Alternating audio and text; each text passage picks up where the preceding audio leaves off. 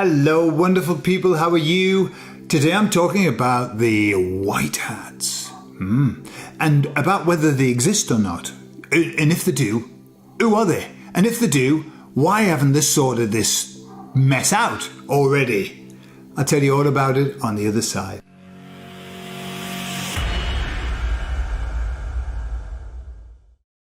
So I was talking to the emissaries about the white hats, okay? These famous white hats.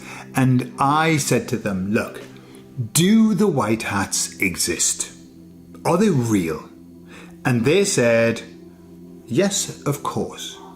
They said, the white hats do exist. But I said, yeah, but do they exist like what that number 17 says?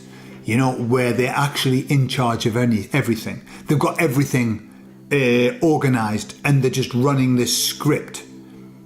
Does that exist? He asked optimistically to the emissaries. And the emissary said no. Damn. Okay, but hey, I'm just telling you what they said, okay? If you believe in them, you believe in them, okay? What they said was that the white hats exist. White hats exist. But so do the baddies, and both of them are working their scripts at the moment. The white hats aren't working everything. It just doesn't make any sense anyway. It doesn't make any sense.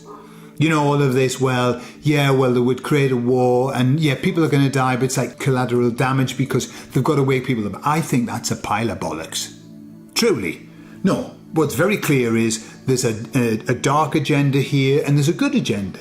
There's a dark agenda happening, and I don't believe for a moment that it has to do with a group of white hats who were pretending to be baddies. Nah. Generally, okay? I know there's lots of rabbit holes involved in that. But they said, yeah, the goodies are doing their thing and the baddies are doing their thing, okay? And the goodies aren't doing the baddies stuff. Then they said, and they said this before, all of us are white hats. Being a white hat just means that you're standing in the light of truth and of goodness and of God, and therefore you're a white hat. And so anybody who's standing in the light and working for the good of mankind is a white hat, okay? That's important to understand. However, they did say, yes, there are groups that are more organised than just the standard. There is organisation there. And I said, yes, because I believe that there's a lot happening that we don't actually hear about, a lot of good things that are happening.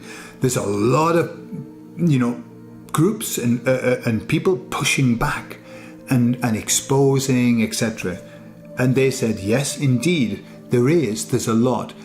And they kind of, because they've said this a few times, they said, however, many of the channels that you are involved with, listen to, they are designed to spread fear and not these happy stories, these happy stories. And so they said, yeah, the white hats are running their script. The baddies are running their script. However, if you look at it at a macro level, on a macro level coming away, it's a white hat operation. They said that it's a white hat operation because the entire script has been written by the divine. This is a divine script that's playing out. This is the game, the Matrix, call it what you will, but it's a divine script that's playing out. So even the baddies, their script really has been written by the goodies. The number one goodie, I suppose. And so we could say truly that the white hats are in control. However, we're talking more on a very, very macro scale. The white hats are in control. All of this has an end. All of this, there's a plan behind it, and it's going to turn out for the best. Yay! Definitely. And that's what I truly believe. And that's the message that the emissaries give me. It's all going to turn out for the best. We're just going to have to wade through some shit. That's it. We're up to our knackers, as the expression goes. Up to our knackers in shit. But we're wading through. We're getting through. And then the emissaries finished by saying, the white hats, that group, are not here to save mankind. That is not their role. Their role is to wake mankind up, not to save them. And the sentence they said was, people are here, have come here to save themselves. And how they do that is through this process of awakening to themselves, awakening to the world, and an awakening to God. That's how people save themselves. The white hats are not going to save us. They don't need to.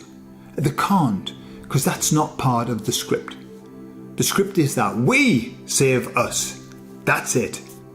And once there's enough of us, and it will happen, it'll come, then we will become the engineers of change. They were the emissaries' words.